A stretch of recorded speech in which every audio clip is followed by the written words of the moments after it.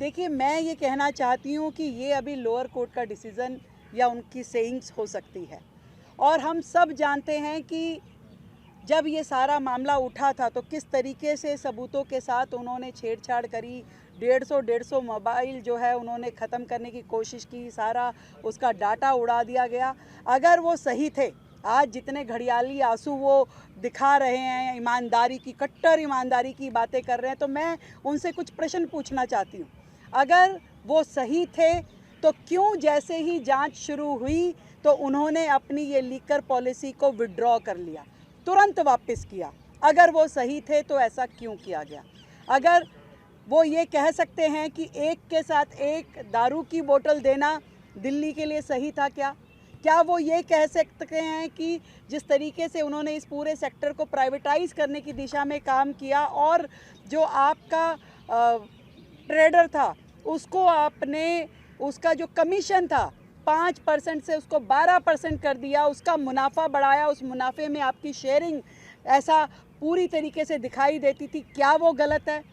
उच्च न्यायालय ने भी, सर्वोच्च न्यायालय ने भी समय समय पे अपनी टिप्पणी करके इस पे चिंता जताई और मनी लॉन्ड्रिंग की वहाँ पे कहीं ना कहीं साक्ष्य पाए गए।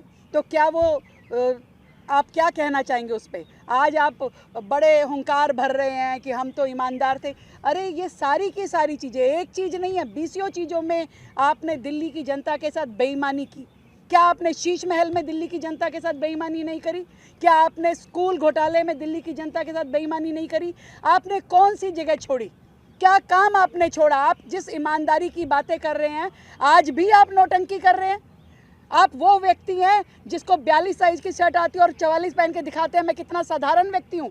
चप्पल पहन के आपको शीश महल से बाहर आपको रहने का मन नहीं करता। दिल्ली का शीश महल छोड़ के आप पंजाब के शीश महल में जाके रह रहे हैं। आप प्राइवेट जेट से नीचे बात नहीं करते। आप कह रहे मैं साधारण आदमी हूँ, मैं ईमानदार आदमी हूँ।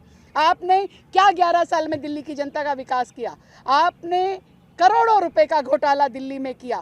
क्लासरूम को आपने, शौचालय को क्लासरूम बोल बोल करके आपने यहाँ पे काउंटिंग। आज भी उनके समय की बीसीओ बिल्डिंग अधूरी पड़ी है जिसमें आपने कॉस्ट इतनी बढ़ा दी, आपने सीधा सीधा कॉन्ट्रैक्टर्स को फ़ायदा पहुँचाया। डबल कॉस्ट के प्रोजेक्ट आज भी पड़े हैं।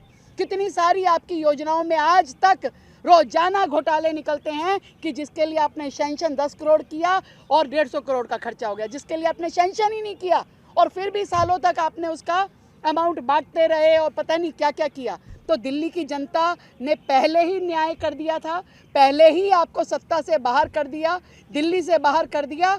और मैं समझती हूँ कि न्यायालय का भी आदेश जब आएगा तो उसमें ज़रूर वहाँ पे भी न्याय होगा।